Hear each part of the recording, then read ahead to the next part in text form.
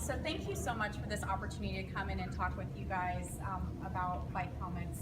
It's something that's been very near and dear to my heart, and I'm really excited to share about what I've been working on with the Ohio AAP over the past 5 years. And although I was asked to come here and talk to you guys about bike helmets, I actually want to take a step back and spend just a couple of minutes talking about injury in general, and then we'll get to the bike helmet parts. But injury, almost all injuries are preventable. And what a lot of people don't realize is that injuries are the #1 killer of kids over the age of 1. Injuries kill more kids than all diseases combined. So it's a huge public health problem. And I really feel like injury prevention is everybody's job. It's my job as a pediatrician, it's my job as a mom, it's the teacher's job, it's the first responder's job, it's legislators' jobs, it's everybody's job to try and keep our kids safe. And so when we recognize that injury is a problem, then we can start talking about solutions. So that's kind of just the groundwork from where my interest in injury started, and then I'll move into bike helmets. So bicycles in general are associated with more childhood injuries than any other consumer product other than the automobile.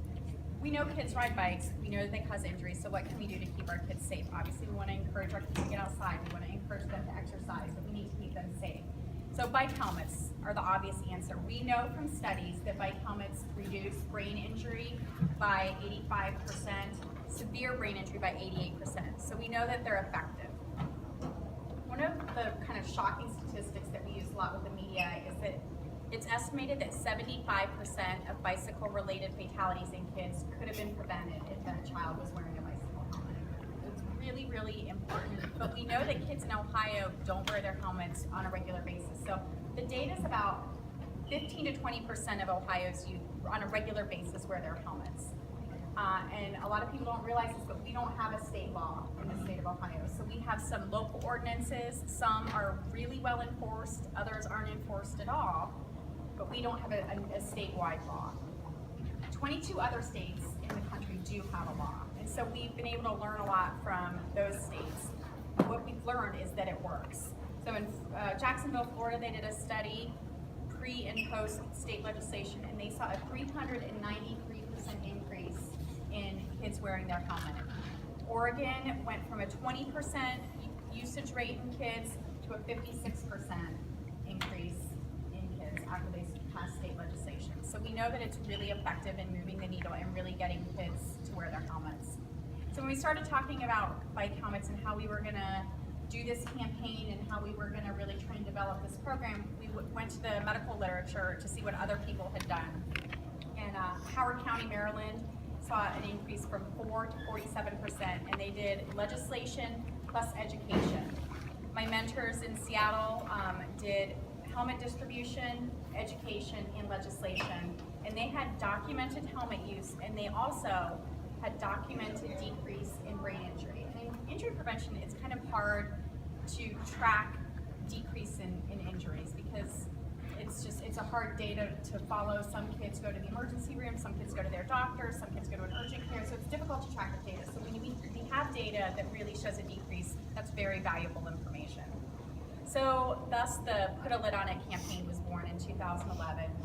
It is spearheaded by the Ohio AAP, and that first year we started with a small little coalition of 25 partners.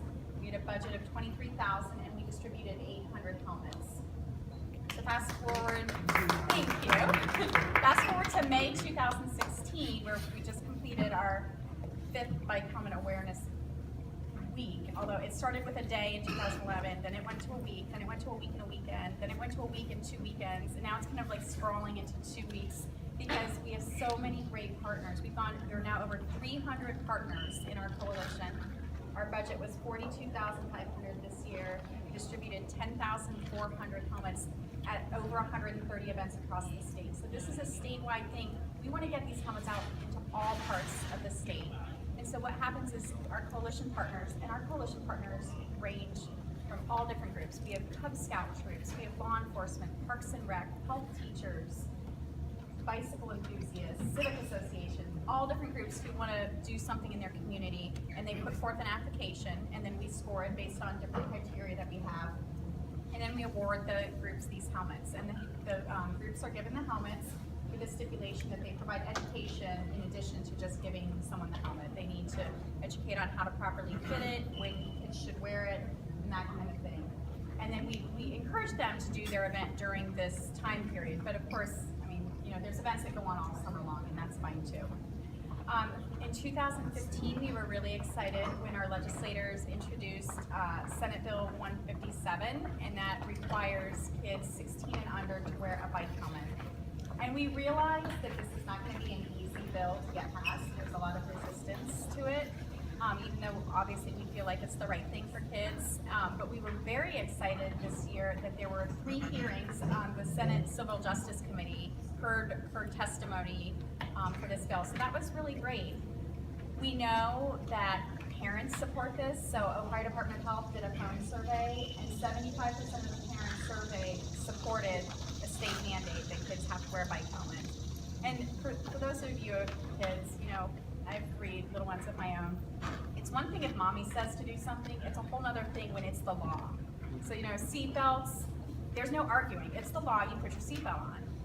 We feel like if we do this with bike helmets, it's the same thing. It kind of takes the onus and the parent-kid struggle out, and it's the law. This is what you do.